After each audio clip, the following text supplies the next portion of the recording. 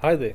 So in today's video, I want to demonstrate to you and show you how you can actually utilize our data controls panel to basically manage your leads and edit your leads and pretty much to have full access, full control, pretty much deleting and editing and blocking emails that you don't want to send emails out to, and importing files and exporting files. Without further ado, let's go ahead and show you um, how you can utilize the data controls on QBuild Gorilla. So we're going to click over here in data controls, and we're going to be introduced with our data controls panel. Now you'll notice that on the data controls you have a few buttons right at the bottom. The first button is going to be update record. Now what update record basically means is that you can go ahead and change this data over here.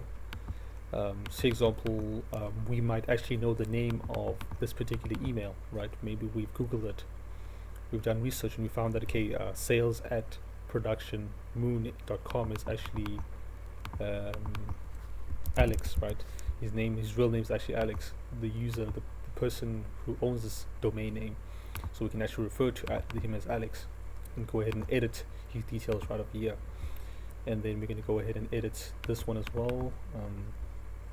Maybe we forgot to add in the email, forgot to get the email, but then we do, however, maybe for example, this example, we've done our research and we found that, okay, we do know what this email is. We can go ahead and type it over here as well. And then we can go ahead and click, over here, update, and this will go ahead and update our records. So that's for updating our records. And the next feature that I want to talk about is our import and export to CSV file and from CSV file.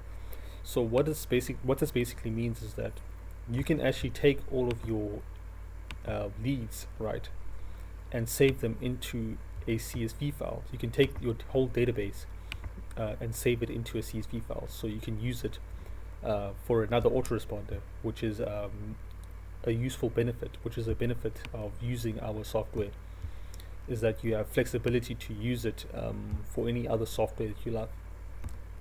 So we're going to go ahead and export all this information into a CSV file. So we're going to click over here, export to CSV file.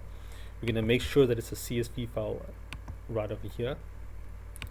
We're going to rename it to, let's just name it to maybe index, or name it something that's relevant, right? We're going to name it music. We're going to name it my clients. Let's just rename it. Let's just name it my clients, and make sure that it's actually set as a CSV file, .csv, and click save. And this will export all of this information into a CSV file. In order to see the CSV file, you can go ahead and go to downloads, and you will see that it's right over here, saved automatically. Now we want to import this information. Now, for the sake of this video, we want to first demonstrate it, right, by deleting all these records that are available over here. And by doing that, we can do so by clicking on delete records, and this will restart our application for it to take effect. So now that the application is restarted, you've signed in, you have to re-sign in with user ID. You can go back to data controls, and you'll see that the data controls is now empty.